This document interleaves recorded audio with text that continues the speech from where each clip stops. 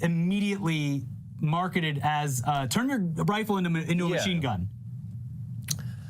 Cool. Yeah, and so this decision was made because of an interpretation of, as we said, specific wording that Justice Clarence Thomas didn't agree with.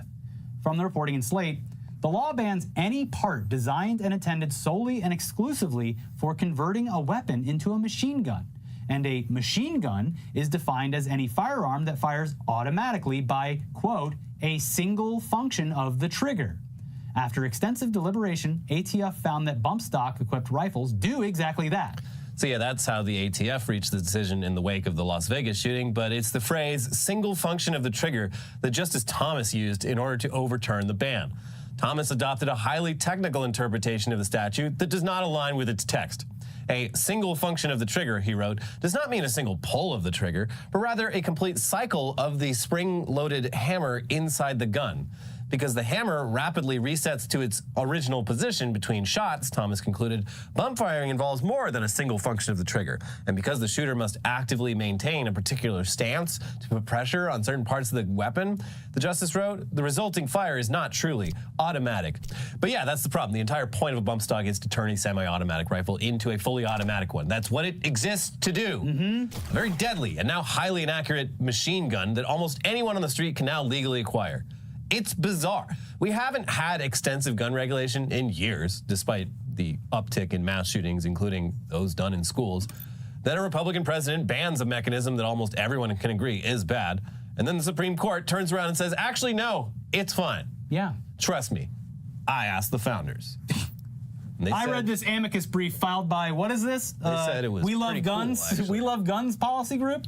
It's just totally heartless. It's clearly motivated by their fetishization of guns and probably some hefty kickbacks from billionaires and lobbyists. Yeah. I'd like to see the vacation he's going on this year. Oh my God. Woo. Endless shrimp for Clarence Thomas. He's going to go like duck hunting, but use a bump stock. Yeah. There's going to be nothing left of that poor duck. I'm going to shoot so many ducks. All right, well, fuck. Look, it's not our fault that the country seems to be driving itself into a brick wall, but... And look, it also sucks that it's happening right before we're all supposed to be celebrating the 4th of July. I ain't celebrating shit. I'm celebrating barbecue, baby. Yeah. But that's what's going on. And this tweet from Chris Evangelista of /Film sums up the vibe quite well, saying, Americans should have the entire week off for the 4th this year as a kind of going out of business blowout. Yeah. But hey, look, it's not all bad news. All right, maybe it is. There was one good decision. And, yeah. Oh, yeah, there was a good decision, and it actually affects the thing we're about to talk about, because this was their fault as well. Yeah. Steve Bannon was ordered to report for prison. Bye-bye! And he did. He did do that. Steve Bannon reported for, I'm here, reporting for prison, sir. Yeah. But yeah, not before very loud and angry speeches meant to rile up his and the Trump supporters into thinking that this is just political persecution instead of the consequences of ignoring a federal subpoena related to an insurrection on the U.S. Capitol. Here's the BBC with more on this. Donald Trump's former top advisor, Steve Bannon, has told the BBC he does not fear going to prison or watching the former president's 2024 campaign from behind bars. After being convicted of contempt of Congress, the man who was seen as the power behind the scenes in the White House at the start of Trump's presidential term in 2017 reported to a federal prison in Connecticut just before noon on Monday. He is still appealing against his conviction for refusing to appear in front of the committee of lawmakers investigating the January 6th attack on the U.S. Capitol by Trump supporters. Bannon has claimed that conversations he had with the president that day should be protected under executive privilege. I'm proud of going to prison today, Bannon said outside the low-security prison just before turning himself in. I have not only no regrets, I'm proud of what I did. Yeah, and this was because he filed a thing that he was trying to wait to go to prison before his appeal, and the Supreme Court was like, no. Yeah. Anyways, asked what he expects from the next several months, Bannon responded, a Trump victory. In an interview with the BBC, he said he was unconcerned about missing a crucial part of Trump's campaign, as there is a MAGA army ready to ensure the former president defeats Joe Biden and returns to the White House. The article adds that just before he left for prison, Bannon, quote, left an ominous warning about any election result that did not call Trump the victor. It is impossible, he told me, for Joe Biden to win the election in November, and therefore, there is no way he or his MAGA army will accept the result if the president is reelected. As he put it in a recent speech at a conservative political conference, he sees the election as a zero-sum game, and he told the revved-up crowd of Trump supporters it will result in victory or death. Anyway, we're not joking when we tell you that your mental well-being is important, and while all of the shit that's been going on is incredibly vital to the future of this country and all of our lives, please try to take some time to just calm down, even slightly, if you have some time off this week. Yeah. We'll be here. You won't be getting time and a half anymore because the Supreme Court has ruled that companies, they don't have to give you that anymore. You should be able to work 700 hours a week, no bonuses, and you'll love it. But really, though, if you do get some time off, please go see your friends. Yeah, touch grass. Hang out. Yeah, literally touch grass. We will be here to make fun of things in the meantime. Having said that, just one other episode will be uploaded this week because we also need a little bit of a break. I need to get the hell out of this city before it turns into Pearl Harbor. All the fireworks, crazy. Too much. Dogs are crying. It's too much. Someone set off a giant block of fireworks the other day at 5 o'clock in the morning. Cool, great. Which was great for me. I was up to run anyway, but I could assume that everyone else in the neighborhood was very upset. I mean, yeah. Anyways, like the video, even if the topic is not so fun. We love when you like the video because it helps our channel grow. Please. And also, we only need 5,000 more subs to hit 300,000. Oh, wow. Where are those brave 5,000 that are watching but not subscribing? It is time to do your part. Come on. In the meantime, make sure to watch our most recent episodes. We've got Weekly Weird News, we've got News Dump, so much stuff for you to watch over this holiday. We'll probably be back like Wednesday for Weekly Weird. Probably. Anyways, we'll have one more episode this week, but have a good 4th. May the 4th be with you. We'll see you in a few days for Weekly Weird News. Bye. Bye.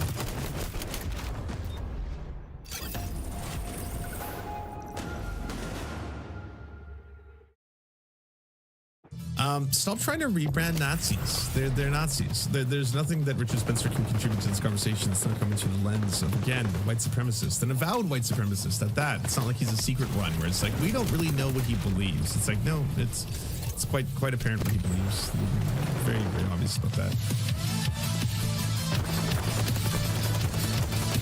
Richard Spencer would not exist in the public space if you stopped giving him oxygen. Yes. If you stopped giving him a platform, no one would care anymore because he's disgraced and kind of irrelevant. And this Nazi, this white supremacist, has been caught so many times, both on and off camera, saying the most repugnant, horrifying, racist-ass shit. You know, the anti-Semite of the highest order, racist of the highest order, fucking Charlottesville. I don't know what more you need to know that the guy fucking sucks. He's just a racist-ass Nazi. That should be the end of it. You don't need to bring him on and be like, so are you misunderstood? Are there people who have maybe misinterpreted what you have said about the Jews and maybe a lot of your anti-Semitic conspiracy theories? You didn't quite mean what you said when you said them. That stuff where you were on secret recording talking about how you're going to dominate other races and that you're superior to them and all that kind of stuff. The white race, all that shit. Is it real? Is it true? How can we truly know what Richard Spencer's thinking? We better put him on a show, and let's bring him on with, who's the other guy? Big Papa Fascist. Is that like a clever name, or is it ironic? As in, he's the Big Papa who defeats the fascist, or he's the Big Papa to the fascists? So put him and Richard Spencer on a panel together and see what happens. Okay. New articles on me. It was, it feeds the ego. It was incredible. It was, but also kind of terrible in some ways. I mean, you kind of, you lose yourself, and I'm glad about where I am now. How would you describe yourself then, for people who don't know you? Well, yeah, I mean, look, in the alt-right days, I thought that Trump was going to shake things up, that all of these tired, boring, dusty conservatives were going to be shoved aside because they opposed him pretty vehemently at the beginning, and he was just going to crush them all. And there was going to be a new blood entered into the system, and that we were going to start talking about things we weren't talking about. I had those dreams, and those dreams kind of crashed down to reality. And I recognized that where I was before that was where I was going to be later, which is being alternative, being independent, focusing on intellectual matters, etc. That's a better place for me. So that's what you're all about. Do you want to do any research, Tim? Are you going to Google? No? I guess you can't because Google's so fucking broken now. If you click on Google, it's like, hey, do you want to see the 10 ads that have paid to use Google at any given time? So Google's destroyed. It's useless. You can't use it as a search engine. But if you were to DuckDuckGo, Richard Spencer, you might find some stuff, secret recordings. Here's one. Here's a secret recording. So after the death of Heather Heyer, during the Charlottesville protests, of which Richard Spencer attended, he was one of those Nazis, the tiki torches, the tiki torch Nazis who were walking around screaming about blood and soil and shit like that. There was this recording that he got really mad about after, I think, day 2 or maybe it was day 1. We're coming back like a fucking 100 times. I am so mad. I am so fucking mad at these people. They don't do this to fucking me. We're gonna fucking ritualistically humiliate them. I am coming back here every fucking weekend if I have to. Like, this is never over. I win, they fucking lose. That's how the world fucking works. Little fucking kites. They get ruled by people like me. Little fucking... And then he goes on and drops every slur that you can imagine. Yeah. Slurs for white people. Sorry, slurs for black people, slurs for Jewish people, slurs for Asian people. He just, it's all slurs. Then my ancestors fucking enslaved those little pieces of fucking shit is the next line. I rule the fucking world. Those pieces of shit get ruled by people like me. They look up and see a face like mine looking down at them. These are all direct quotes from Richard Spencer, by the way. That's how the fucking world works. We're going to destroy this fucking town. It would appear that he is a white supremacist and an avowed one, and one who believes as well the things he says. Yeah. But I for sure, bring him on the show, just for a little calm discussion to be like, so what are you actually about? I've heard other people say things about you, but maybe if you want to, you could use this as an opportunity to rebrand in any way you choose right now, because I'm not going to look it up who you are. Well, obviously, we'll dive a lot more into both of your backgrounds as the conversation continues, but we have Phil Labonte hanging out. Hello, everybody. My name is Phil Labonte. I'm the lead singer of the heavy metal band All That Remains. I'm an anti-communist and counter-revolutionary. Right on. So, Cool. Shall we get started with the first... I'm the lead singer of a fucking metal brand that believes in upholding the status quo. Yeah, we're pretty punk. Let me just say that. Yeah, rock and or roll. Am I right? First question, which I'm not sure I completely understood, is that you said Joe Biden may be a conservative, or you said he is a conservative? He's a conservative. There's no question. So I love it. All right. Well, look, what is a conservative? A conservative conserves. That's in the very name. He maintains a status quo. Wait. So then what is a progressive? I think liberal is actually the better word. Yeah, but what's a progressive? Well, I don't know. Hillary Clinton, someone who what do progressives do? So, I mean, when you're a Nazi, obviously the Overton window is very warped for you, right? So everything kind of just like, whoop, you're on the very, very far right side of the Overton window. And so if you believe in the superiority of the white race and you have subjugated other races, that they're inferior to you, that you are the master race, all that kind of stuff, well then, yeah, everything is suddenly going to look very, very different. So suddenly Hillary Clinton, in your eyes, is a progressive. That's progressive to you. Even though Hillary Clinton is deeply, deeply racist herself, not racist enough, it would seem. Because, yeah, she's maybe going to dehumanize, say, Palestinians. She's maybe going to dehumanize Black Americans, stuff like that. But she's not going to overtly say, by the way, we should be subjugating them, as is our right as white people. She won't say that out loud, or even maybe even think that. I'm not going to go as far as tarnishing Hillary Clinton with those kind of beliefs, but Richard Spencer does. And so for him, it's just like, well, I mean, if you are to compare me, if you compare a Nazi, then she seems kind of progressive in relation. They are moving in some new type of direction that a conservative is fighting against. Yeah, right. Okay, got it. So how is Biden not? If you just say that the conservative describes everybody who is conserving any kind of status quo, even if it's a progressive status quo, that's bizarre. I'm conserving lasagna from last night. That's right. I'll go on this. All right. I don't know if you've heard this or not, but Joe Biden is a very old man, and he worked with segregationists back in the day. He still talks about it. He took Republican stances on things all throughout his career. He is a sort of right-wing pro-credit card company, pro-finance, pro-neocon or neocon ally person. That's who he is. He's not this left-wing maniac attempting to bring communism to the world. It's very hard to... The guy has open border policies, man. Like, what? He doesn't have an open... He's circumventing the Republicans on the border. He tried to outright them. Yeah. It's like, come on, we can reach across the aisle. I can appeal to them. I know what they want. They want to dehumanize immigrants. So I'll dehumanize them, all right. Yeah. But I guess, yeah, if you're watching Tim Pool 24/7, you believe that there's just an open door policy for the United States. As soon as Joe Biden came to power, he was like, well, my first act is just to completely open the border, and hey, sirrah, whatever will be, will be. Let's just see what happens, you know? Border policy. He's actually put forward a immigration policy that was pretty draconian. Now, like amnesty? Hold on. Pretty draconian, that amnesty. Trump is also putting forward a sort of amnesty, but no, he's not putting forward hold on. amnesty. Let's get the conservative argument succinctly so that we can then you can react to it without taking me off the. You're knocking me around. Balance. Good for you. Yeah.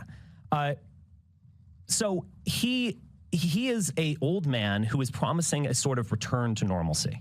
That was his promise in 2020. That is why he won, in fact, because Trump. It's his fault in some ways. It's not his fault in others. He is associated with chaos, with insanity. He's associated with conspiracy theories, with QAnon, with J6, et cetera, et cetera. And he promised normalcy. Now, I think normalcy is impossible in our current nation. I don't think he's going to bring us all together and we're going to all just resolve our differences and find that we all agree. But in order to step towards that, he is someone who is going to discipline his base. He disciplines his base in ways that I don't agree with, in fact. I am highly critical of the bombardment and the death and destruction in Gaza right now. So is his base. I agree with Antifa on this one, as crazy as that might sound. He is going to discipline them, and he is going to maintain a kind of more reasonable, a little bit critical here, we might withhold weapons here, policy on Israel and Gaza. He's going to discipline his base. In terms of wokeness and all that kind of stuff. Why are the Nick Fuentes and the Richard Spencers taking this position? Because from their perspective, and you have to remember, these are Nazis, right? Nazis are trying to align themselves in what, like, Spencer, for all of his like ridiculousness and, you know, white supremacist, racist bullshit, he actually tries to approach things from a strategic standpoint. Whether or not he succeeds at that is a matter for history to bestow. But the entire rise of the alt-right, he was one of the ones that was actually effective at rebranding the very idea of being a white supremacist extremist organization. Well, that's just not going to work. You know, no one likes the word Nazi. No one likes the word white supremacist. No one likes the word Ku Klux Klan. No one likes these things. These terms are very loaded. And when people hear them, they're like, oh, that's what you're about. Yeah, no, I don't want anything to do with that. What if, instead of we were branding ourselves with that, we told everyone that we were an alternative to the right? There's the right, and we were, you know, we're allies in a lot of issues, especially with our dehumanization of immigrants and stuff like that. But we're also an alternative to the right. We're the alt-right, and that we believe deeply in internet culture, memes, irony pilling people, and you know, utilizing a lot of online rage and directing that towards certain political candidates. In the case of Richard Spencer, towards Donald Trump, stuff like that.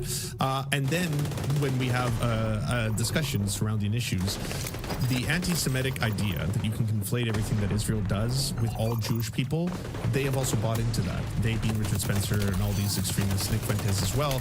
So for them, they see the actions of Israel as the actions of Jewish people, like globally. And so that in their mind, wins for Israel, whether they be militarily or supported by the United States, are wins for Jewish people. And in that regard, because they hate Jewish people and they want to eliminate Jewish people, that's why they position themselves in such a way. If you actually got down to brass tacks and you talked to a Nick Fuentes or a Richard Spencer behind the scenes and you were like, so to respect the rights of Palestinians, they might tell you openly in front of a camera, yes, absolutely, right, because we need to abolish Israel or something like that. And then off camera, it'll be, no, I think those are barbaric, subhuman monsters, you know, of the highest order. I just don't want Israel to win. Yeah, but no, it's not that I like Palestinians. It's not that I like Muslims. It's not that I like, you know, anyone of that particular ethnicity or group or any of that. This is where I position myself. I know it's been very profitable for people to talk about wokeness all the time, but my sense is that it peaked and is on the decline. If we define wokeness as like all kids should be trans and like, you know, replace the 4th of July with Vladimir Lenin Day or just kind of silliness, novelty in terms of sexual manifestations and all that kind of stuff. I actually think that is on the decline. I think Hollywood is going to shock a lot of conservatives when they start going conservative with, you know, white Little Mermaids this time and traditional storytelling for the simple reason that they want to make money. This is so hold on. Wokeness is Papa Fashion is not happy with Richard Spencer right now. One was too many. It already happened. We already lost that war. He is maintaining the system. In terms of Make America Great Again, all of that garbled talking points that Trump put forward, Biden has attempted to enact in a imperfect way. The CHIP Act, that was something that Trump actually talked about. That's something that Biden... This is 3 hours long. I want to get into their... Concisely. He is taking on a Cold War posture vis-a-vis Russia. He envisionment of these types of progressive values. But when Tim rightly points this out, it's paradoxical to say the conservation of the status quo is progressivism, right? If that's the case, then basically you're flipping the parties. You're saying that all liberals are conservatives, and then what's a conservative? Someone changing the system. Yeah, someone changing the system. So you're literally reversing. I do think, if we want to move to this topic, Republicans were not always like this. Growing up in the 80s and 90s in Dallas, Texas, Republicans wore khaki pants, blue blazers. They were a lawyer. It's the party of the rich in many ways. The party of the decent rich as well. The decent rich. What Trump represents is not that. Michael Moore nailed it when he said it is a resentment ideology. On that one day of the year, a homeless person has the same amount of power as a billionaire. And because they both have one vote, and they can just clock the system right in the face and just say, F you all. So does the unhoused person have the ability to lobby? Does the unhoused person have super PACs? And then super PACs within super PACs? Did they have a super PAC that doesn't go by the same name, but it's also getting money from the original organization? There's like 12 super PACs. They're not all one organization, but they are getting funding from multiple organizations. So there's that. That is what Trumpism thrives on, is that sort of resentment. Yes, this is the Nazi who got punched in the street. Bordering on nihilism. I don't think conservatives have any sort... Where's the nihilism coming here? Why is it... You want to tear it all down? I would call that nihilistic. You kind of insert this over and over. But it doesn't seem like they want to tear it all down. It seems like they want to empty a lot of the players who are bad players. They don't want to tear the institutions down. They want to take them back. They don't want this kind of idea that Trump sounds like a rebranding. Burn it down and we'll start over again. It doesn't feel a lot of Trumpism, to be honest. It seems to be mostly based around they want to get rid of bad actors. They want to get rid of bad actors. That's what Drain the Swamp was all about. I want to add, I think a lot of what Richard is saying about the United States has never been like a Finland is a very, very good point. This is true. The states themselves were unto themselves as effectively sovereign states. Yeah. Civil War changed everything. And I'm trying to pinpoint a time in the United States where there wasn't a rapid shift and change. And honestly, we have these periods. We have the Revolutionary period, which is again, there's no nation state. We're just beholden to the crown. We break free from it over this 20-year period. We then get 80 or so years of expansion in the West, new states forming new territories, which leads to the Civil War. And this transforms this weak republic, like a weak federal union of sovereign states, into a solid nation for the first time. The famous saying being, pre-Civil War, it was the United States are, and post-Civil War, the United States is. Then you get about 60 or so years until you get this militaristic expansionism internationally with, you get the Federal Reserve and central banking, a dramatic change. And so I think it's a good point. I'm not saying, I actually still, my view would be that Trump is a stabilizing force for America in this decline in a way that restores our vision of what things need to be, how they were better before. But I do think it's interesting, the point you're making, that Biden... It's funny how easy people, especially conservatives, buy into that too, right? All you got to do is use a slogan that you didn't even come up with. I think Reagan came up with that slogan, but you just use it, right? Make America great again. That's what I want to do. I want to restore America. And you're like, to when? To what period did you think America was at its greatest? You know? How many civil rights do you want to erode to get back to where you felt America was at its whitest, its purest?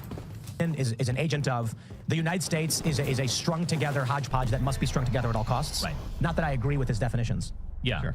Yes, I understand that. And I think in 2016, there was a sort of another Trump. I mean, you mentioned yourself, he did all of the LGBTQ stuff and, you know, like, yes, it would be wonderful if... he did some pandering. If you know... Yeah, well, what stuff did he do? He held up a flag that someone had brought, and then he barely could remember, like, the letters. He was like, the LGBT, I'm a strong ally, the Q... Can't forget the Q. With drag queens in this universe. Yeah, I'm not thrilled about the pandering there, right? But there's a big distinction to be made. What's interesting in 2015 and 2016, he was a sort of center-left type, center-liberal type figure. Oh, we have it on 125. It actually shows you Richard Spencer's a slow talker because he sounds like he's just talking normally and everyone else sounds like they're sped up. He was arguably to the left on a lot of issues of Hillary Clinton. Who voted for the Iraq War. He was a total populist who wanted to the first thing he did was try to shut down Muslims from coming into the country. I agree with that. He wanted to shut down the border and build them. I agree with that. No, that was awesome. As we say, based, in the alt-right here. That part was awesome. We love that, okay? But yeah, the other parts, I felt like he was a leftist by definition, just by the fact that he didn't want to continue forever wars. Massive. He also said, what are you talking about? He also said a massive wall is a stabilizing force. He also said we're not going to let he support. It's worked out swimmingly for every civilization that has attempted it and maintained it for long periods of time. Definitely. Socialized medicine, national healthcare system in a book called The America We Deserve 10 years before he ran. He actually started his campaign at But you mean when he was a Democrat? A Republican gay event, or as we should say, a Republican event at CPAC in 2014. He promised more or less that we would have paid family leave for our women in corporations, which I support. It would have been pro-natalist and other things. He basically offered himself as, we have the system here. He said this directly. I know how the system works. I have manipulated the system myself. I'm going to start making it work for you. There is a sort of, it's populist. There's no question about it. Yeah. But there's populism often manifests as a sort of centrism that I think Trump offered in 2016. I don't think that was much centrism. When you look at tax policy, when you look at financial policy. That's what happened. When you look at what happens with his policies with corporations, he gives them these massive tax breaks. This was completely against the progressive ethos of, wait, you're going to give corporations tax breaks and a trickle-down style economics. You're going to build a wall on the border. You're going to put in a symbol that the United States is not open for business. You're going to move towards isolationism. That is not center left of Hillary Clinton, dude. In a way it is. What way? Well, let me explain. Paul Tsongas, when he was running for president in the 90s, he said, the Cold War is over, and guess who won? Germany and Japan. So the Axis powers in the World War II. There is a strain on the Democratic Party towards a sort of isolationism and nationalism of we want to build cars here and so on. You still hear there is historically. I mean, I'd agree that there's. Well, there isn't now. I thought you were talking about right now. There is now to a degree. Where? Union people, old style Democrats, Joe Biden. The unions are not trying to commercially build anything. Unions now are just going. This is the man who did the CHIP Act. They move parasitically. The CHIPS Act is literally about national defense. That's the only reason that it moved through, is because it can be related. I feel this is wild because you've got someone who's basically an avowed white supremacist on the show and directly debating with everybody because his view of the world is not as beanie squeezed as everyone else on this panel who goes on Tim Pool's show every single day. And it's just so Joe Biden's a radical Marxist communist. And then you're like, but he's not, though. If you want to use words, we should actually affix some meaning to them.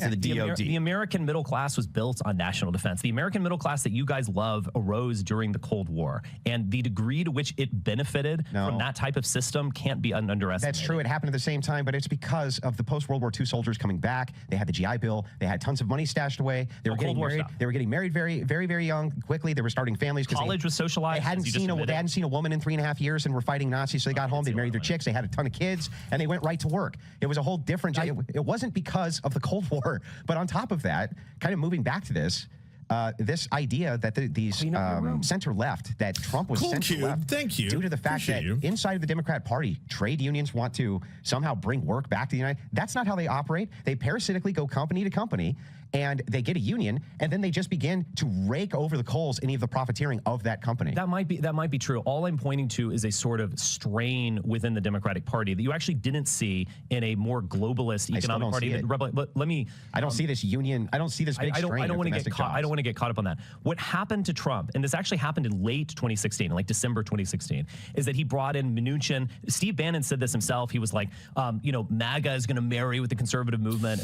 You're also seeing a schism here, if you don't already know it. The schism exists very profoundly between, it's easy to see, Turning Point USA and Nick Fuentes. Nick Fuentes, leader of the Groypers, the neo-Nazis, the far right, and obviously way more successful at what he does than, say, Richard Spencer. Obviously, Richard Spencer would love to be a Nick Fuentes, but he just doesn't have the charisma and the charm, and he's also fallen from grace so many times that at this point, more people, especially younger people, who want to get into that kind of far-right shit, they're going down the Nick Fuentes road. But you can see there's a big schism between Turning Point USA and the Nick Fuentes of the world. They both might support Donald Trump over Joe Biden. They both might want a Donald Trump style Project 2025 authoritarian to take over, but they're coming at it from different angles, right? They have different desires. Like for the Spencers and the Nick Fuentes, they believe a lot more in a giant global conspiracy, and they have to defeat globalism, aka usually it's anti-Semitic. They usually combine that with the Jewish conspiracy theory, where Jewish people control all the levers of power and the mechanisms globally for the entire world, and that to them is a much greater enemy and a much greater threat than, say, a lot of the problems that the conservatives traditionally are concerned with and the Donald Trumps are concerned with. And while they will agree, yes, we need to secure our borders, we need to prevent all of these Mexican and Hezbollah gangsters from coming into the country and bringing in the fentanyl and all that kind of stuff, we also have to point out the fact that we should analyze the globalism and how we have to separate ourselves from that, where that perspective is a lot less. Like Turning Point USA is not 24/7 being there and being like America has to destroy the globalist threat directly. That is our calling. We must mobilize and fight this right now. It's like we need to mobilize and secure the borders. We need to mobilize and stop trans ideology. We need to mobilize and prevent the destruction of the nuclear family, that kind of shit. Can't believe they spoke for 3 hours. Throwing it open. Come on in, everybody. Have a good time. It's a big party over here. We're going to put you up in hotels. We're going to give you amnesty. That is what I would expect from kind of the modern progressive status quo of let's get more in to complete this progressive agenda. And he is a challenge to that. That's the big one. I actually don't think that Trumpism is entirely about the border. It's not hold on. Let me just make a point. I think it's actually about a bigger generational and demographic anxiety that conservatives feel, and they have no place to push that energy outside of the border. So it's unquestionably things have changed. Not everywhere, not where I live, not where a lot of other people live, but you don't, as they say, Tucker Carlson would say, or whatever, you don't recognize your hometown due to demographic change. And I would say also that is, and it's not just illegal immigrant Mexicans. Illegal immigrant people coming from Mexico, they'll come, they'll go, they'll set up shop here, they'll work in agriculture, they'll go home, they'll send their money home. That's a kind of transitory thing. We have legal immigration that has fundamentally changed the demographics of the country. And it's changed at the elite level before it even changed in your small town. Yeah, that's true. So Princeton University has a minority white. It's true. Yeah, I mean, he starts getting into the real fashy talking points, and all of a sudden there's a lot less disagreement. Everyone's like, it is true. It does feel like I don't recognize my neighbors anymore. The amount of white people in this country and the amount of English-speaking people certainly has changed. Yeah. Nothing to correct here. Nothing at all. Kind of, really yikesy. It's he's on point now. A student body coming in since like 2020. Your local news had a kind of like brunette woman and a black guy as the anchors like 30 years ago. Domestic Americans see themselves demonstrating because a different of this as being under siege. They have the illegals to the south, laying siege to the southern states, and then the Democrat policy of pumping in 1 to 1.5 million per year. I get it. Yes, massive demographic. I get it. There's a general anxiety that's in many ways unspeakable. I'm willing to talk about it seriously. Most people they don't want to. It's nasty. You're going to be called racist, etc. That anxiety gave birth to Trumpism and the wall meme. I think I would say that's not progressivism in any way, shape, or form. No, every generation goes through this, and you can actually read about it going back to antiquity. It's fascinating to read, like carved in the stone tablet. What have we lost as the next generation is taking over and they shun our values and our traditions? Yeah. Everybody goes through this where they remember being a kid and the fun things, the good things their parents gave to them. Yeah. I think the problem right now is the acceleration of loss. So, my grandpa, my parents, my friends, grandparents have said like, back when I was a kid, this is how things were. Things got different. Technology changed. The way we did things changed. Today, a good example, we talk about free speech. We're all about free speech. George Carlin went to jail for swearing. I think more than once. We had blasphemy laws back in the day. Yeah. So when we talk about America back in the 1800s or the late 1700s at its formation, and they said free speech was in the Constitution, they were blasphemy laws. It didn't matter what the laws were written down. Good. You would go to jail for speaking out of line with the local community. No question. I think what we're seeing now is social media as a major factor, as well as a massive unfettered migration, has ripped it away way too quickly. And so I look at how things used to be pre-internet. the people on the TV. I mean, this all comes down to, it doesn't matter what side of the fascist coin you're on. Everyone's afraid of immigrants. This is where everyone's suddenly united. Like, come on. We might not all agree on whether or not Hillary Clinton is a progressive or Donald Trump can be considered to be, or, Joe Biden is a little conservative, in relation to other presidents' policies. We might not agree on that, but we can all agree that there's demographic replacement taking place. We don't recognize our neighbors. Not as many people speak English anymore, and that's scary. It scares us, even though this is a nation of immigrants built upon genocide. Yeah, like outside of indigenous people, every single family of every single person on this panel at some point immigrated to this country at one point or another. But those were the good immigrants. And now the ones coming in, they're the bad immigrants for reasons. Would tell you what was so, and people believed it. And this was always pushing the country in a liberal direction, a progressive direction, and I mean by the modern definition of things. Acceptance of various groups. Now, it was gay marriage. Now it's LGBTQIA2S+ or whatever. The internet emerges, and all of a sudden, real conservatives had a means to defend their culture and create cultural pockets that actually formed a barrier. Wait, but back up for me, Tim, because I'm not really sure I agree with this take. Conservatives already had that means through AM radio. So AM radio, pre-internet, the Rush Limbaughs of the world. When did Rush Limbaugh first come onto the scene and AM radio got big? 90s. Right. Yeah. 90s. So this was pre-internet world. Tim's right. Look, that's the same time as the internet, actually. Yeah. People didn't have. Not only did they not really have much access to the internet, but the emergence of the internet. So I agree. Rush Limbaugh burst onto the scene to a massive audience, much larger than the internet.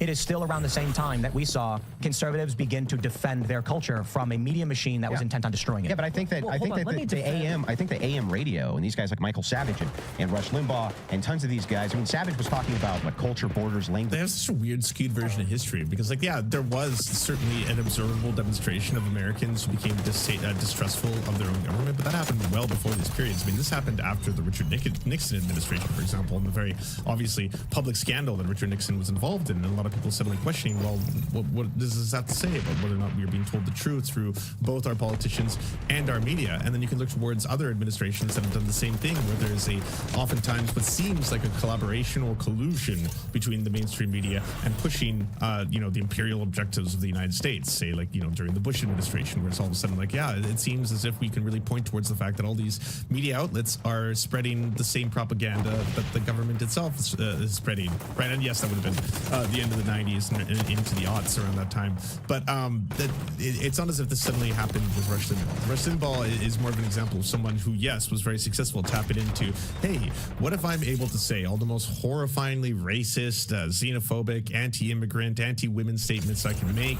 And is there an audience for that? Because not a lot of people are willing to do this because they can't do this in other mediums. I can't do this on, the FM radio. I can't do this on cable, but I can sure as hell do it on AM radio. And then boom, it turns out, yes, there's a massive audience for someone who's willing to go in front of a microphone and be like, women are sluts, immigrants carry AIDS and they come over here to steal your jobs. Whoa, no one else is speaking like this. Yes, he's cornered a new demographic, and it turns out a lot of people already have a lot of these same, racist ideas, sexist ideas built into them, and then they're like, oh, this person's speaking for me. Finally, someone said it. All throughout the 90s, right? But I don't think this is countering the point that I'm making. Yeah, it's not. Let me, in a weird way, defend the liberals once again, because I guess that's my job on this show. Mike? No, I was hoping about just 3 hours. I won't be able to randomly find it, but there are some people who posted clips of some highlights of this. If you're wondering whether Tim ever addresses the fact that he's sitting in a room with fascists, because literally the guy with the hat, Big Papa Fascist, Richard Spencer, no, but this event did happen. It's culture high. Yeah.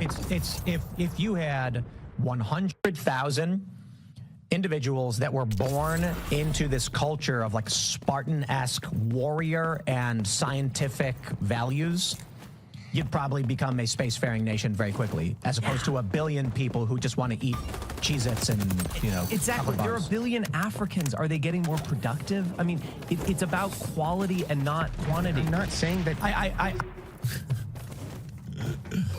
Give him enough time, and he's going to do what Nazis do, which is Nazi shit.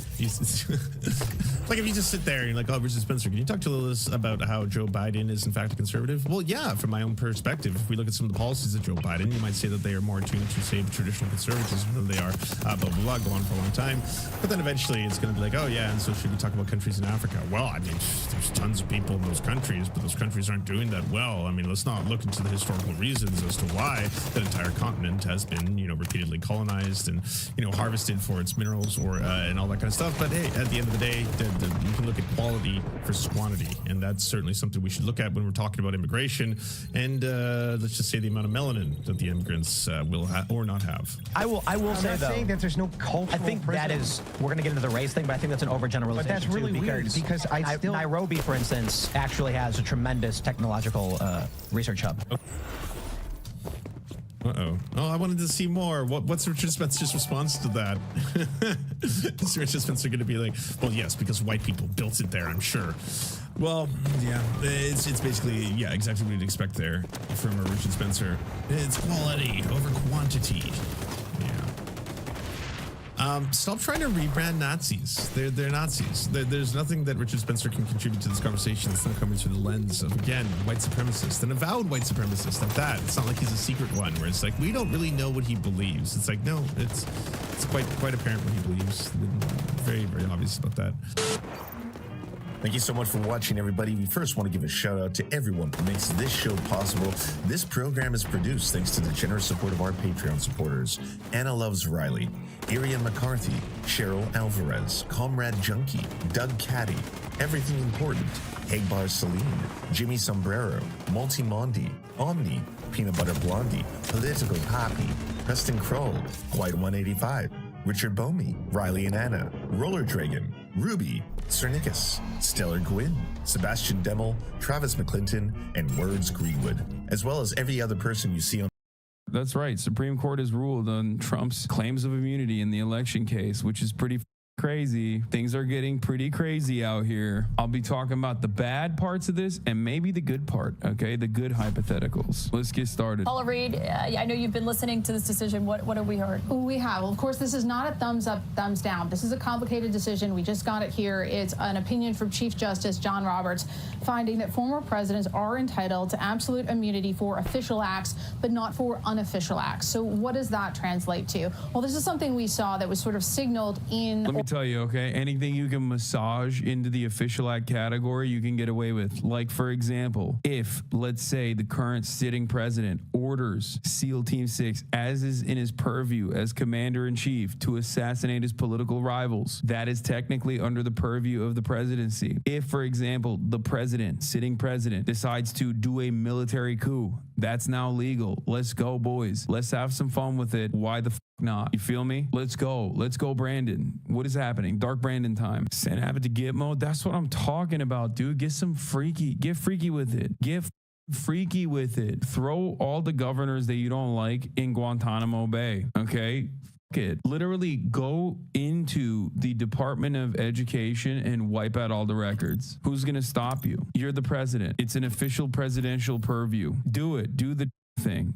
Fucking YOLO mode. SCOTUS said Iran-Contra was unprosecutable. Nixon, literally everything Nixon did, vindicated, okay? Wasn't wrong. In essence, all of the details as to the allegations made, the accusations made in the Jack Smith indictment of Donald Trump, not all of them, but many of them, the court is saying, we are sending this back to the district court. They have to decide whether Trump's communications with the American people, calling them to rally to the Capitol on January 6th, and everything that happened after that, the disruption of the counting of the electoral votes, the sham electors scheme, all of that, whether or not that's an official act. I mean, I'm just saying, why wouldn't it be an official act? He did it with the Department of Justice. Half the shit he did, he, was the president talking to a governor. Literally everything Donald Trump has done in office, things that he was impeached for, like a pay-for-play scheme, holding up congressional funding, congressionally approved funding to Ukraine with threats that if you don't find me blackmail on my political rival, technically that is not illegal. You're the president. You're talking to a foreign official. That's like well within your purview. This is entirely presidential, which is so crazy because like as the president, you can still do illegal shit as the president. Like, what the fuck are we talking about? That's Nixon. Nixon did that, right? Nixon did that. Donald Trump did that too, which is crazy. And I said this before when like this was first being brought in front of the Supreme Court. I thought, they'll probably do like some silly carve out, right? They'll probably try to do like a silly ass carve out at most. They won't give him like immunity as like immunity for things that the president can do as the president. They won't give him like, they won't shelter him from that because that's like broad reaching. That's a broad reaching decision. And it's completely antithetical to like the founders, right? And what this country's foundation looks like. I mean, this is like the idea that no one is above the law, the idea that we do not want God, king, emperors. Like that was perhaps one of the only American principles that I agree with and that is supposed to be held up in theory, right? This is a direct attack against that. This is a direct attack against that principle. It's a direct attack against the founders. I'm not saying that like people are obviously not,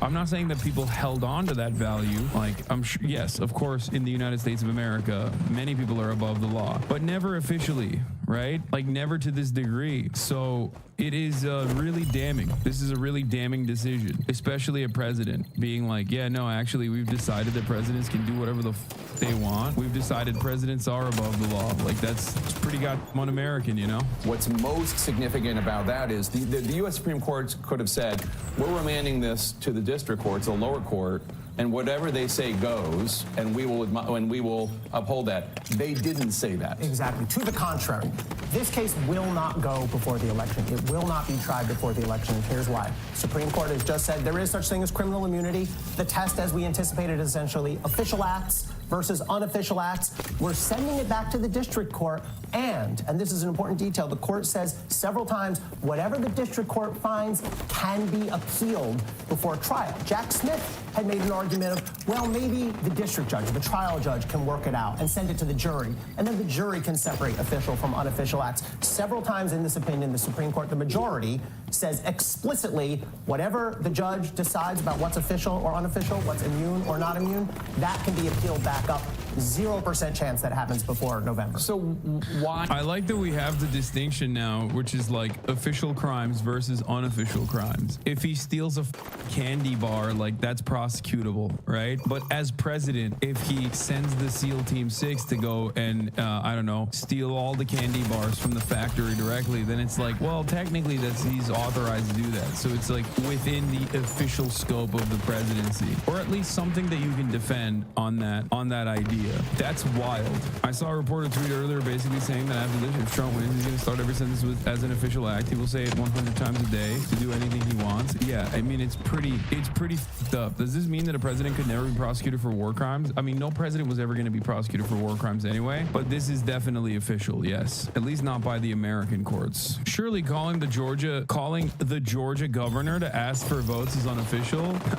No, that's the president who maybe genuinely was afraid that there was voter fraud happening and wanted the Georgia governor to investigate and find 11,746 votes. Before today, you could say that that is illegal and ridiculous and what the fuck are you doing? Except after today, well, he did it in a presidential manner. So who's to say it's illegal? It's great. I do that. I mean, if they are saying, hey, we're the U.S. Supreme Court and we're going to have the final say on this no matter what, why not just make it clear? Everything's delineated in the indictment. Why not just make it clear? And if Judge Chutkan decides X, Y, or Z, we will agree with that. Why not just be explicit? Because the Supreme Court, they're in a court of appeals, they want to see a record, right? And I think, you know, with Judge Chutkan just kind of... Bro, this guy looks like the shittier version of the general that they have all the time. What was it, McMaster or whatever? You guys can't find another type of guy? What's happening? He looks exactly like that fucking general dude. General Thumb Man. Dismissing out of hand. That's so irrelevant to the... All conduct whatsoever, the president has no immunity for all criminal conduct, for any criminal conduct. They've gone back and said, no, you need to go look at this. And then come back to us based upon what we've said in this opinion. And the other thing is, well, it's the right and rules governing when and how to appeal aren't set in stone or aren't entirely clear. And I think they felt some need to delineate that this is an appealable order. They aren't always, and sometimes some things you have to wait to appeal until the end of a trial. They're giving whoever whatever it is, and probably trumped the opportunity to appeal during trial. Well, let me ask you, do you think that if Judge Chutkan had ruled differently initially and said, basically closer to this, the conversations with the Justice Department are clearly official acts, I'm not going to count them, but the other one, like if there had been a less of a... Bro, like the conversation with the Justice Department or official acts is so crazy. Like that, even that in and of itself literally means that you can legally do a coup or illegally do a coup. And if it works, then that's great. If it doesn't work, it's still not prosecutable because you did it as the president. Like that is what this, maybe I'm misunderstanding this, but like, remember the hypothetical that I brought forward to you guys, and then they literally used that early on against the Supreme Court, where like, I think it was Sotomayor who asked the question to Trump's prosecutors or Trump's lawyers and was like, so do you think the president can use SEAL Team 6 to assassinate someone? And they said, yes, under a hypothetical, that could be perfectly valid. That could be perfectly considered permissible. That is literally now, after the Supreme Court decision, like maybe I'm wrong and I'm just going off of like what I read from what Sotomayor was saying, but that kind of feels like that's what's allowed now. That is like allowed. It's valid. So to them, to everyone listening, I say, Joe, send them in, baby. Put a bunch of doorbusters up in this, okay? Send them to Mar-a-Lago. Send them to Mar-a-Lago. Send the door kickers into Mar-a-Lago. Get it done. You feel me? Get it done. It's not illegal. The Supreme Court gave you the opportunity. Don't be a... That's the only way you're going to win. Yeah, I mean, she literally brought this up, which was like a hypothetical, but now not so hypothetical. Sotomayor's dissent. The president of the United States is the most powerful person in the country and possibly the world. When he uses official powers in any way under the majority's reasoning, he now will be insulated from criminal prosecution. Orders the Navy SEAL Team 6 to assassinate a political rival, immune.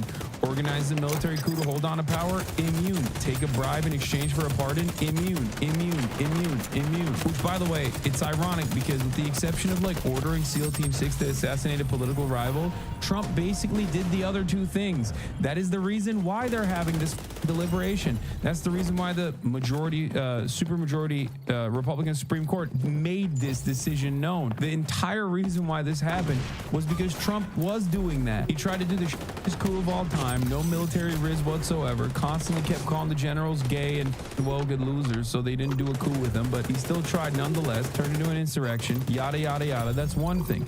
The other thing is he also did quid pro quo with other foreign leaders. Like he straight up did that. He also, and this is, I can't say this with 100% certainty, but I'm pretty sure there was a lot of going on with the presidential pardons as well. This motherfucker pardoned Paul Manafort, Steve Bannon, and every other person that was in his like orbit on his like up until the last day of office. So it's pretty wild, and none of that prosecutable because that's like within the purview of the president. Whew, it's pretty crazy. It's pretty wild, dude. This is like, I feel like there's a constitutional crisis, but I guess at this point we're so used to it, we just don't even think about it. We're just like, whatever, you know, whatever. Is that why you're streaming from abroad as an insurance policy so Trump can't go after you win? First of all, the entire world is America's playground. If an American president wanted me assassinated, they could do so, and they basically could do so before, but now they definitely can do so. It is what it is. This is, Nixon vindicated, baby. That's right. My Maoist king, Richard Jebediah Nixon, vindicated. Total and utter cultural victory, total and utter legal victory. Why are we even chirping about this guy? He was good. He was not bad. Watergate was awesome. We should do more Watergates, actually. Anyway, we'll get through the Sotomayor dissent in a second. Let's continue. The sweeping, of course he can be indicted on any of this stuff,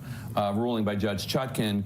Would this not have been ended up where it was today? Did she open? I like that they also were like, hey, by the way, if you do try to continue prosecuting him, you got to bring it back up to us again. And who knows what we'll say next time. You know what I mean? The door for a decision like this. She did. I think Judge Chutkan's going to have a lot of regret. When she issued her opinion, it just said there's no such thing as automatic immunity for everything a president does his whole 4 years. When I was reading that, I said, okay. And the Supreme Court said, hold up, that's not true, actually. We've decided that you're wrong. That's crazy, man. That's like, what are we doing? What the fuck are we doing here? It's a clown show. Total clown show. Where's Part B? I expected Part B to be, and I find, having reviewed the record and reviewed the documents, and I find that even if there is such thing as immunity, he was outside the scope. And by the way, that's what the Court of Appeals did on their ruling. The problem is, as Jim was saying, the Court of Appeals and the Supreme Court, they're not fact finders. This can only be done at the district court level. And so I suspect Judge Chutkan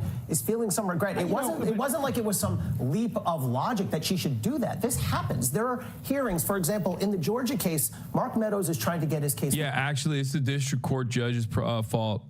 Yeah, totally. Bro, that's crazy, okay? Like, I'm sure if she crossed her T's and dotted her I's, the SCOTUS would have reacted in the same way that they're going to react to this, because they are not a serious legal body. They are not actually applying some kind of interpretation that is differing from one another, okay? They're just literally managing the influence that they have alongside the interest that they have, okay? That's why when you're a Republican, you react like a Republican would. If you're a Democrat, you react like a Democrat would. Like there's some differences. You have like a little bit of a centrism, at least for those institution lovers in the Supreme Court. John Roberts being one of them now. But ultimately, yeah, this was the expected. This was not to this degree, but like some kind of mechanism to defend Donald Trump, to ensure that Donald Trump's court case is not held before he officially becomes president, was the ultimate goal here.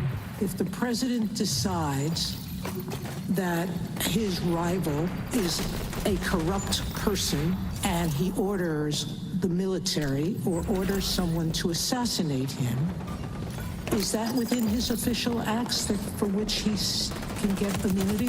It would depend on the hypothetical, but we can see that could well be an official act. That was a stunning moment in April.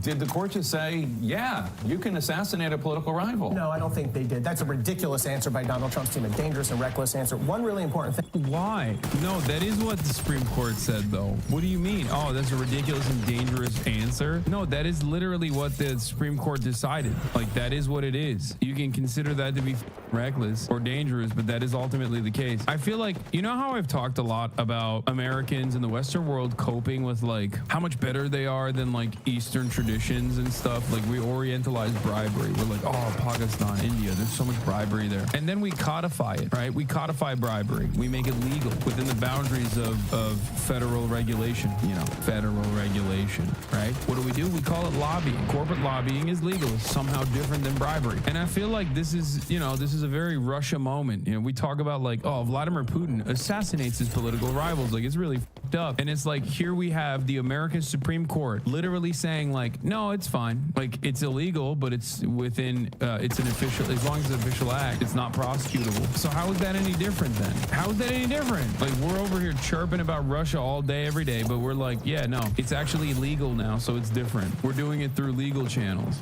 The basis for Donald Trump's legal argument that maybe he can order an assassination and still be okay is this preposterous argument that they offered below that, well, a president can only be indicted if he's first impeached by the House and convicted by the Senate. The Supreme Court explicitly rejected that argument. They said impeachment has nothing to do with this. That's not the test. To your question, Jake, someone's got to decide what's the official act, right?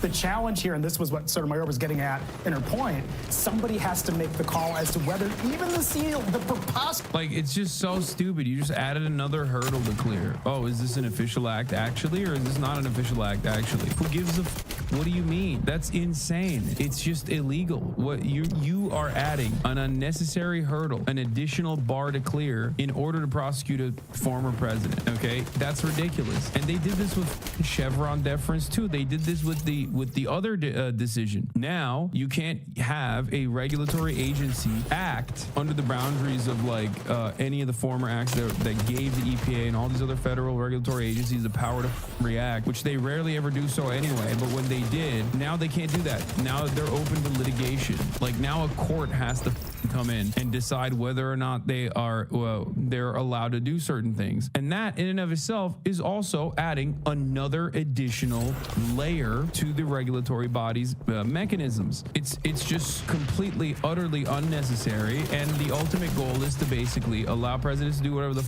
they want without any sort of legal scrutiny. That's number one. And allow corporations to do whatever the they want without any sort of regulatory scrutiny. It's great. And this happened in the same week, by the way. The Supreme Court is nutty, dude. They're so insane. The only thing literally stopping us from having lead in our food is state-level regulatory agencies that are underfunded. Yeah, well, you know, good luck. Dude, everyone's talking about like microplastics making everybody gay. Guess what, dude? You're gonna get a lot of those. You're gonna get a lot more microplastics, baby. What are you gonna do? We have no regulation. Anyway, yeah, Sotomayor's dissent is pretty powerful. It's good to go through it a little bit. The Supreme Court rules. Here's the senior writer of Slate doing that for us, the summarization. The Supreme Court rules that President Trump has absolute immunity from criminal prosecution for all official acts, in air quotes, he took while in office. The vote is 6-3 with all the liberals dissenting. Sotomayor dissenting says, today's decision shields presidents from prosecution for criminal and treasonous acts and makes a mockery of the principle foundational to our Constitution and system of government that no man is above the law. That's like inherently the most un-American decision that the Supreme Court could have taken, by the way. The founding fathers, they didn't agree on whether or not you should be able to have slaves or not, right? Pretty f***ed up if you ask me. But there was two things they were united on, okay? Well, with some exceptions, but for the most part, the spirit of like the American nation's development, the fundamentals, the one good thing that they maintained for the most part was no man is above the law and presidents are not God kings, okay? No emperors, no monarchs, none of that. And also secularism too, but that's like... Even that's being called the question right now. You got the Louisiana Supreme Court. You got Oklahoma with the Bible reading and whatever in public schools. So like even they're ripping that shit apart too. They're just flexing at this point. I feel like the American Christian nationalist right is basically just, you know, in flex mode. They're like, what are you going to do about it?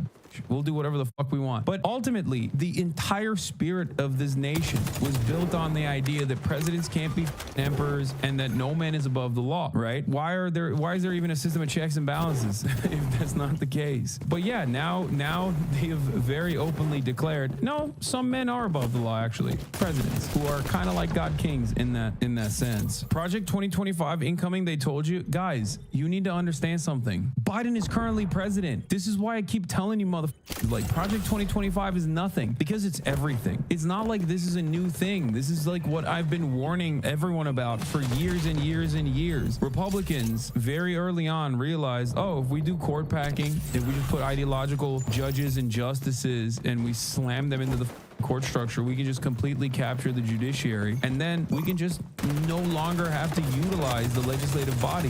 There's too much discourse, there's too much back and forth in the legislative body. We can always say states' rights, states' rights, states' rights, and move our initiatives through state legislatures that you can absolutely cook the books on through districting, and basically pass like insane legislation at the state level, and then have that be tested in the courts and go all the way up to the Supreme Court so that it's like actually considered valid and permissible. And that's precisely what has been happening. It's not like this is a new phenomena. This is not Project 2025. This was Project 2005, okay? This was Project 2000, you know? It's not a new thing. This isn't even touching on the other case released today. If you remember the Chevron decision, lets anyone sue and judges can randomly overturn any new regulation. The one today makes the Chevron retroactive, and now you can sue over decades-old regulations, incoming 10,000 lawsuits to shut down all the agencies. Yeah, that way, by the way, you don't even need the president. You don't even need the president to be a Republican so he can like cripple the institutions by refusing to appoint people into the positions that you normally would appoint people to, or appoint like Scott Pruitt or whatever. You know what I mean? Like you can just straight up leave out the regulatory agencies to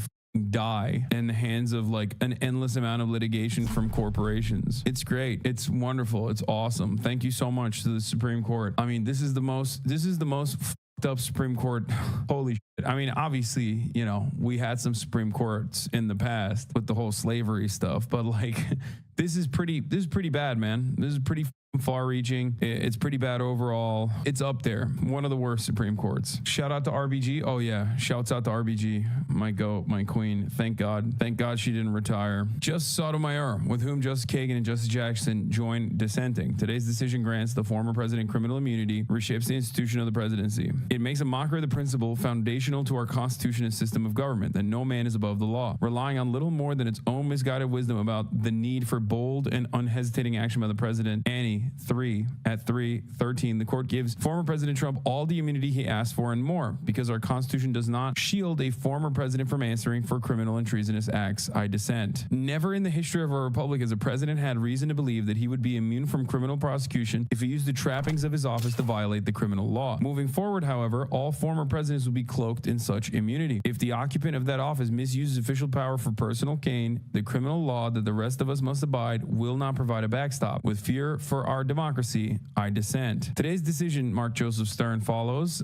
says, is about as big a win for Trump as he could have possibly wanted or expected. The conservative supermajority creates a sweeping new kind of presidential immunity that will insulate many of his alleged criminal acts from indictment and prosecution. Just huge. Justice Sotomayor's dissent is one of the most terrified and terrifying pieces of judicial writing I've ever encountered. She lists the criminal acts that the presidents can now take with the Immunity Act and says the president is now a king above the law. Yeah, we talked about this already. I covered this part already. You can order the Navy SEAL Team 6 to assassinate a political rival. You can organize a military coup to hold on to power. That's now legal. Takes a bribe in exchange for a pardon. Legal. Immune. Not even legal. It's still illegal. It's just that he's immune. So like it might as well be considered legal, I guess. If you want to be a semantics pervert about it, I know many lawyers are going to correct me on this and say, actually it's not legal. It's still illegal. It's just that the president has immunity, which is true. You're right about that. Wonderful stuff. How about removing Supreme Court justices? Brother, technically you could remove them from breathing. I'm just saying, technically the president could do that. This is such a good take. This is such a good take because this is exactly how Republicans operate. I think the ruling is fine. What if I become president one day? I want that sweet, sweet immunity. Yeah, that energy is the exact same type of energy that dumb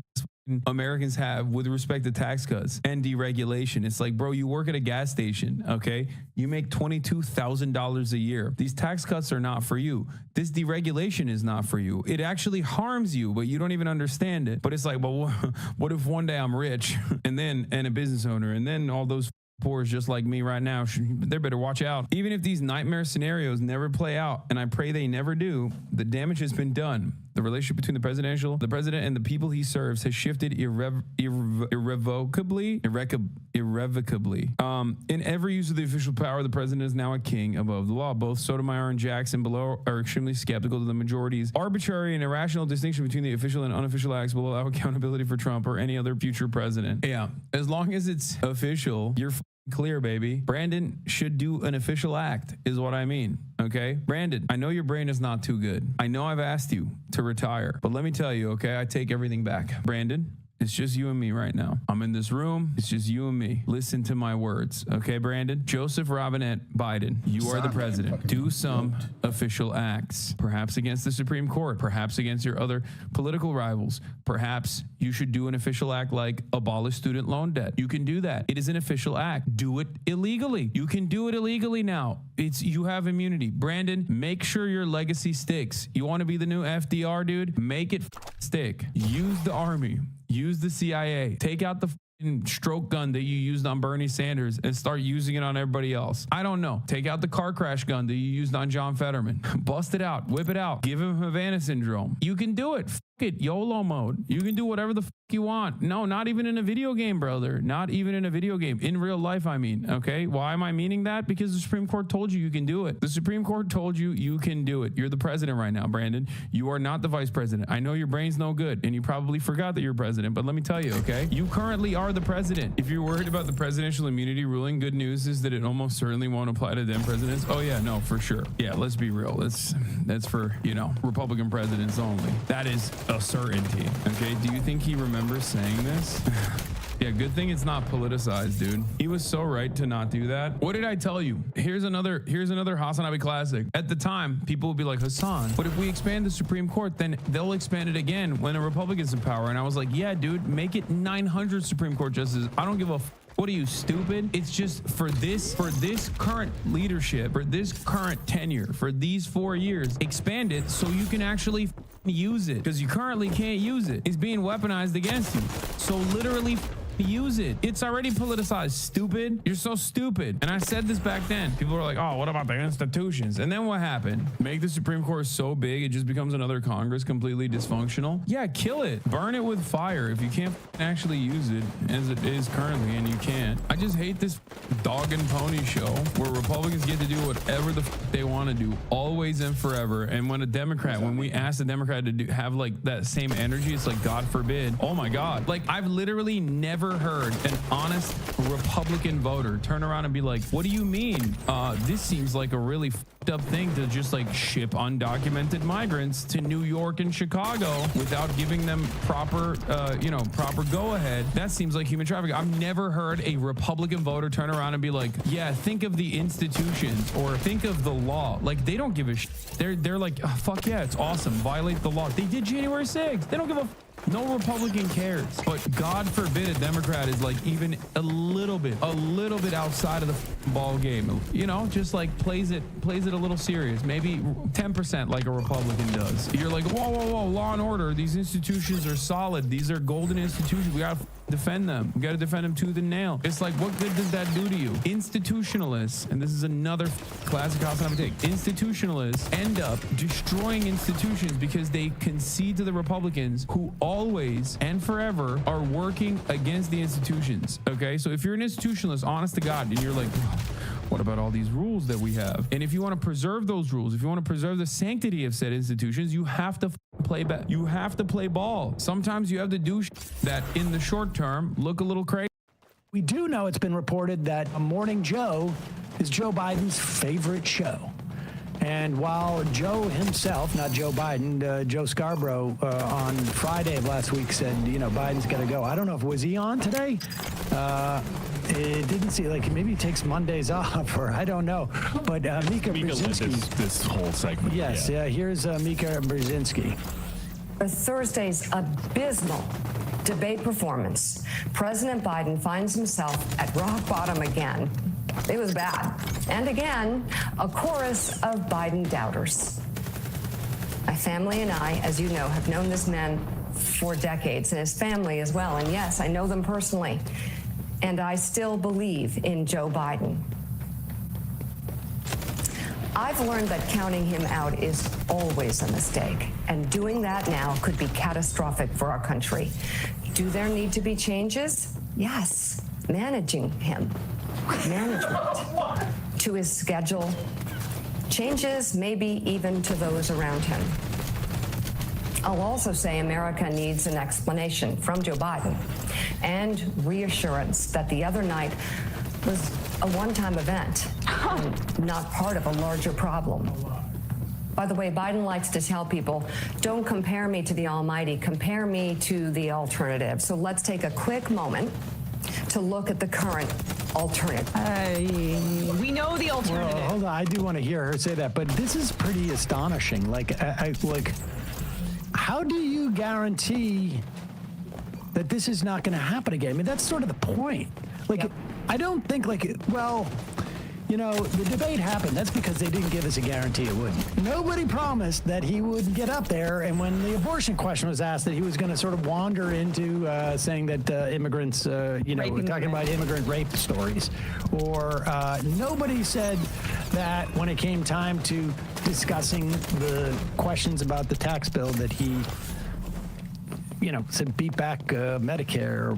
I mean, we're going to beat Medicare, and then we beat Medicare. Then that was how he ended his response, and then Trump said, "You're right. You beat it to death. The Democrats beat it to death." It's just a weird framing that she's doing, saying that you'd have to manage. Chris Hayes on her network made this point. One of the things I find weird about the way people are talking about this is the assumption that it's static, when by definition the entire point is that it's dynamic and the effects of aging change over time. That's the point. Like, him bouncing back, what, he's gonna bounce back right into a time machine? What the fuck are we talking about here? The idea, like, he came back that next day and people are like, look at how great he looks. No, he didn't. What are people talking about? Even when he doesn't look as bad as he did debate night, he still looks horrible. He looked horrible leading up to this debate. He's gonna look horrible afterwards because he is a very elderly person. We are, and Pelosi's older than him, and Clyburn's older than him, but they're still, and Bernie's older than him. But the three of those people talk differently. Okay, it affects people differently, and the point here is just like, we did this with Feinstein, which was less consequential, but RBG, we were just talking about it. The 6-3 decision on presidential immunity is in part because RBG refused to retire under Obama, and Trump got to replace her. We're going to do this with the presidency, with Trump looming and Project 2025. And then blame the voters that they're not taking it seriously five-alarm enough. fire. We have an opportunity to change the narrative right now, and the toothpaste is not going back in the tube. A convention in which someone was selected, or even if it's Kamala Harris, where there's new energy, brings excitement and eyeballs in a media environment that is siloed and oversaturated, where Trump can dominate just by being as crazy as possible. The entire American public is devastated by the choices that we have. Yeah. And there's an opportunity to change course and also grab eyeballs and attract energy when it's desperately needed. When we're talking about literally the fate of democratic processes in this country. And I find it so disturbing to see people actually propping this up and saying, don't believe your lying eyes. And Hillary lost to Trump in 2016 when he was more of a wild card, and we were a little bit dismissive of actually the polls had her up in many instances, but it was still scary looking. We were dismissive of it, and look what happened. Biden has been down consistently for months at this point, and after that debate performance, I'm telling you, there's no chance that he can recover, at least from this narrative's perspective in the mind's eye of the American public. I think, the real question, well, I think there's two questions. There's one, the actual reality of the thing, which is if it is the case, as is reported, that his advisors are Jill Biden, Hunter Biden, and Ted Kaufman, all of whom have Anita Chris Dunn, Coons too. in there, too. Yeah, I mean, Chris Coons, I don't know how much he's an advisor as much as he is a surrogate. James Carvell had said something to the effect of he doesn't have advisors, he has employees. And that is, I think Hunter Biden also has a similar vested interest in Joe Biden staying president. Because, this, for him, it is sort of not quite existential, but pretty existential in terms of the way his life operates. Because he's looking at very potentially going to prison. That's one reality. Then the other question, as if we had any power in this instance, right? Even when it comes to even court decisions on some level, we can have the way we know that Supreme Court justices perceive, their legacy is important. We know that politicians broadly, ones that feel like they have or want a future in politics, respond to the Supreme Court's bad. You need to reform it. John Roberts, historians are going to write that the guy, didn't call balls and strikes or whatever it is. As it stands now, it really looks like we have absolutely, by we, I mean everybody, has very little ability to impact what Joe Biden does at this point, because there's just no mechanism. But it is also worth, even if we did, it's worth at least contemplating, what happens on the other side. Because, you say it's going to attract eyeballs. If Kamala Harris is the nominee, the best thing, or anybody else is the nominee at that point, the best thing is, it seems to me, is to, again, not to make this a referendum on Kamala Harris at that point, but it's a referendum on Donald Trump. I mean, that's the strategy where it's been. She could talk about abortion without being... But she could talk about abortion without feeling the same reservations, apparently, that Joe Biden does.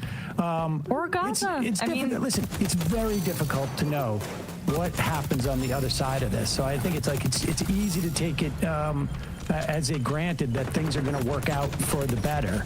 But really, the real question is just the only thing that's changed. The dangers associated with having a different person on the ballot and the potential fighting that could take place and the weaknesses any individual brings, none of that's changed from where it was 6 months ago. What has changed is on the Biden side. The risk appears to be significantly greater. And what's also changed is that there's actually maybe some momentum within the Democratic Party. Raskin coming out and saying Raskin is, a left of center Democrat, but he's not Rashida Tlaib. Like, Raskin is somebody who knows people, and Pelosi's giving weak, tepid responses. Kamala Harris admitted it was a slow start. I understand that there's risk here, but my point is that there's more risk, in my view, of going down this road as we continue. And I'm terrified now. Like, I had really actually felt quite confident going into this debate that it would be the way that the Biden administration campaign had said. The bar for what constituted success from him was not very high. And I just, Do you think he can reach that bar again, having seen him at that debate? Because I think he can't. Like, we kept talking about the things he needs It's 50-50, but I also worry that, there's not going to be a campaign stop where he has a problem. I mean, that's... Oh, every but here's the thing. will be under a spotlight now. But here's the thing, is that, that is almost like a guaranteed problem, right? Unless, he has, he goes through the next 3 months and there's no issues. Yeah, that was actually just... To me, one of the things that's going to be the most unassailable arbiter, right? Because everything we're doing is speculation. The cost associated getting rid of him or the benefits associated with getting rid of him, it's all speculative. We don't know. The chances of him having, some type of episode, I think, they've always been there. It's just that we're a little bit more clear on those chances. Again, that's speculative.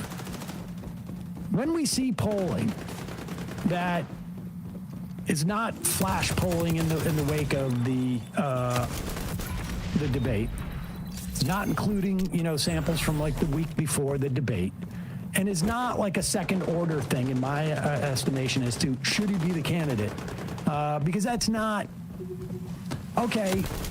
Maybe he shouldn't be the candidate, but if he is the candidate, who do you vote for? That's really the only operative question. If in 2 weeks or a week or whatever it is, and I would imagine there's a lot of more interest in polling this week than there may have been, and faster, because if I was a news organization, I would want to come out with this first poll, having it done it obviously properly. If the polling comes out and shows that this debate hurt Biden outside, let's say, the margin of error, I think it becomes a lot harder for the Biden, even the family, to justify it to themselves, to Joe Biden to even justify it by himself. But they can easily sit there and go, it hasn't hurt him. The earliest we have from CBS is that 72%, up from 65% in earlier June, say Biden does not have the mental and cognitive health to be president, and that's registered voters. And Democratic registered voters are also up 46%, according to CBS. But again, now say Biden shouldn't be running. I get it, but we're also in conjunction with swing state polls where he was already down. Yeah, but there's a category error there. Why? The question isn't, will I vote for Biden? That's the only one that matters.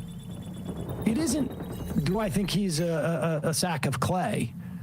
I happen to think he's a sack of clay, but would I vote for him? Yes. But I just said this. But the swing state polls are about who people want to vote for, and those were already bad.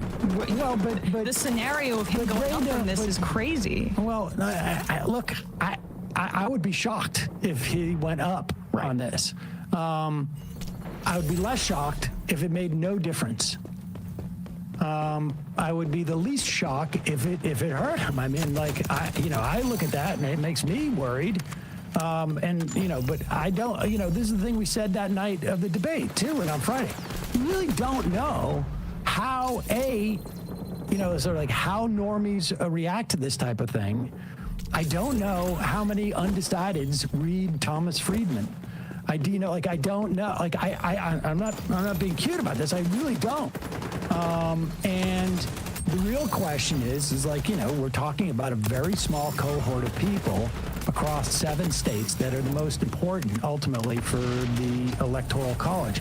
And so if I'm the Biden family, there's no way I even contemplate pulling out of the race unless, I'm, all of a sudden, like, the scales drop from Jill's eyes and she realizes, like, oh, that's why he's been walking in circles, before he goes to bed, whatever it is. Well, yeah, I mean. But there's no way I say I'm going to do this before I see any polling. No way. Of course not. But that's what they're saying. That's why at the bottom of these articles, it's like they'll make a decision in 2 weeks. They're waiting for. But in this time period, we should be, and that's why like these pod save guys are talking about it. We should be having a conversation because we're marching towards our freaking collective suicide with this. I really don't think he needed to create an opportunity for him to elevate himself over Trump, and he did the inverse. And if you're a down ballot Democrat, you're going to be freaking out right now. And let me just also say, like, this in some way solves. There's going to be huge protests about Gaza at the convention. Like, you want that to be the story? And his cognitive failures? The cognitive failures will probably overshadow the. But there will be I know. I mean, I know.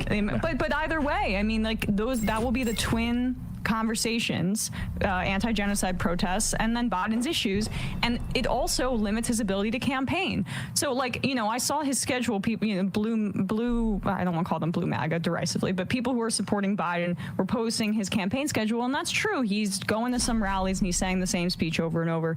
He's not doing extemporaneous interviews in the way that he should be as a candidate that is down in the polls against Donald Trump. He's using a teleprompter in the Hamptons for fundraisers.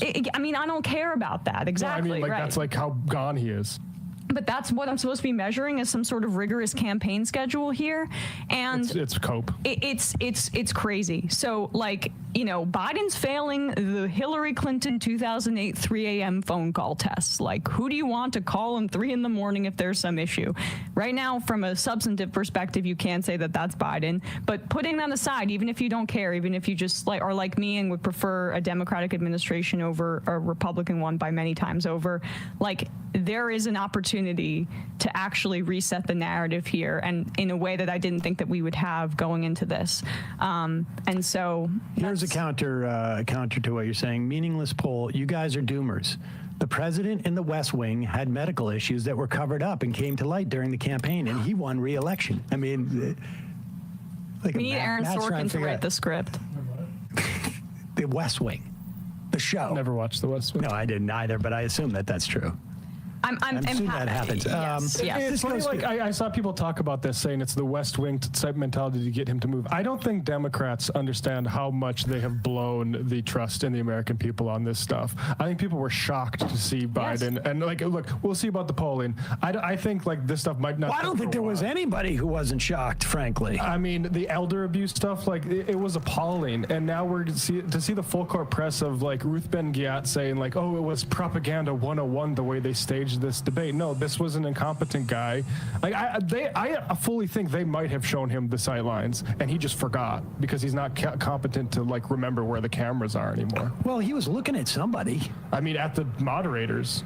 Well, I guess the point is that when you do that, you know where the moderators. I mean, that I don't think is necessarily his problem. Although maybe he could have, like, I don't know.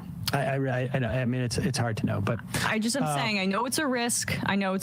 But there's also, like, potential for reward, and I don't want that to get discounted because of the robust institutional inertia that the Democrats often are hampered by. I mean, that's the thing, is that, like, you're saying that this is like a they or the Democrats, and I really do think it's like about 4 people. But that was what the Axios reporting was saying, was that his inner circle is so insular, but that's coming to light now and potentially gives an opening for Democrats who are freaking out, like in leadership, who are going around and doing these interviews or speaking anonymously to the press to get in there. Because now it's come to light. They know those top Democrats know that his inner circle is that tight. They've known that forever. So they just let it happen. Well, there's no. It's not a question of, like, let it happen or not. You can't. Nancy Pelosi can't go to Joe Biden last year or 3 years ago and go, hey, I want to put my person in your closest group of advisors. Joe Biden, will get the F out of my office. But they basically greased the runway for him to run for re-election, understanding that this is one of the most insular White Houses in history, without knowing that he was in his 81 and had a... Of course. That's, well... I mean, of course it's not, but how do you grease the runway for an incumbent? I mean, I guess all of these people could have come out and said, I don't think Joe Biden was going to be the... And look, I don't know what I would do as a politician in that instance, but to expect these people, particularly the people who have gotten to the top of the party apparatus, to come out and put their necks out and say, like last fall, I don't think Joe Biden should be the nominee, then and no one else is going to join them because, I mean, look, you didn't even have a candidate. That's not my expectation. I mean, that's not necessarily what I'm saying, but I do believe that they allowed themselves to be deluded and they didn't really look into things when I guess it's just Schumer running the show in the Senate and Hakeem Jeffries in the House. I just think that I think that like what you think happens at that level is not what happens. So Biden's just running independently of the Democratic Party? No. The Democratic Party goes along with it, but no single individual or even a group of them is going to come out and stick their necks out because... That's not what I was saying. But internally, they basically, there was an understanding, I think, probably between power players within the Democratic Party that Biden was not up to snuff here, or they just allowed him to run this, there was no internal discussion, anything. No, it was drowned out. I mean, but there's no way for them to stop him.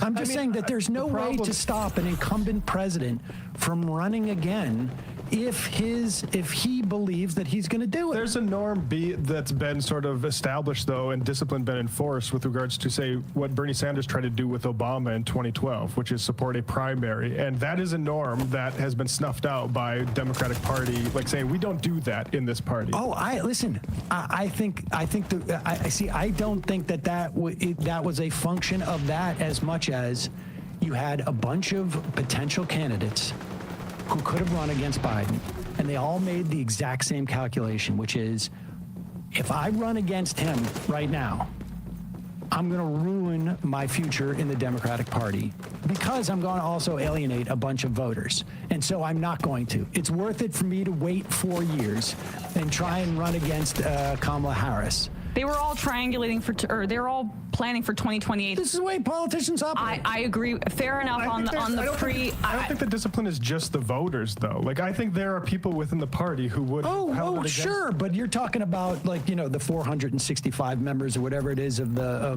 DNC. Mm-hmm. You're talking about some fundraiser, some donors who organize money. I mean, you're talking about all of these different apparatus, all these different people who all have their own sort of individual agenda. I mean, this is the way that I hear these what you're things saying, function. But I do think that post-debate we're in a bit of a different situation here. Well, I think there's a lot of people who think oh wait, this is not in my best interest, and there's other people getting out there saying this, and it was so undeniable. I'm not sticking my neck out as much as I would be, and even Raskin's out there, and he's creating oxygen. He's sticking his neck out a little bit, but not too much. I mean, yes, but again, the problem at this stage is if there had been an event like this a year ago, let's say, I don't even know that he was in the same state, frankly, that he is in now. Well, that should be considered. But if there was an event like this a year ago, before there have been how many primaries? What are we 50 primaries? 45? If that had already been, he's already got the delegates. That's the thing. It's a different situation. We're not disagreeing that he's the one who has to make the decision, but I do think that the circumstances of pressure points are much more visible. They're more easily pressed, and there's more oxygen for the Democratic Party to make this case right now in a way that I did not foresee coming out of this debate. when you had the freak out on MSNBC and CNN and you heard the Democrats internally freaking out, you hear lukewarm quotes from Pelosi, you see Raskin coming out, there's an opportunity here. And I just want people to be aware of that because this could change in the coming weeks. I mean, it's a shame because a lot of this could have changed if there was a strong primary thing. Because why did LBJ leave the race? Because RFK got into the race to say we need to end the Vietnam War. And, you know, maybe if Julian Castro ran. But I think the Democratic base is is more averse to democracy, and the party itself is more averse to democracy even than it was back when it was a closed door convention deciding who is the candidate. They're not interested in that sort of stuff. No power. Sam, I'm confused. There is no way for us to put pressure on Biden to drop out, but Biden and his family will be concerned and think about dropping out if the opinion polls indicate that. So basically, opinion polls have the power to influence the decision. Yes, if you are polled and you want to get Biden out of the race, I do think it provides. The only way that I think Biden goes out of the race is if those polls as to who you will vote for in the fall change. Now, I can tell you, personally, I think that having Biden stay in at this juncture is probably too risky. But if he is the candidate, I'm going to vote for him. And I'm not even I'm not even convinced that he can make it for the inauguration speech. But if he's the candidate, I'm going to vote for him. I agree, but you need to get a turnout, though. I mean, you can rationalize that as much as you want. Okay, Champions Club. I got a scoot. Hello.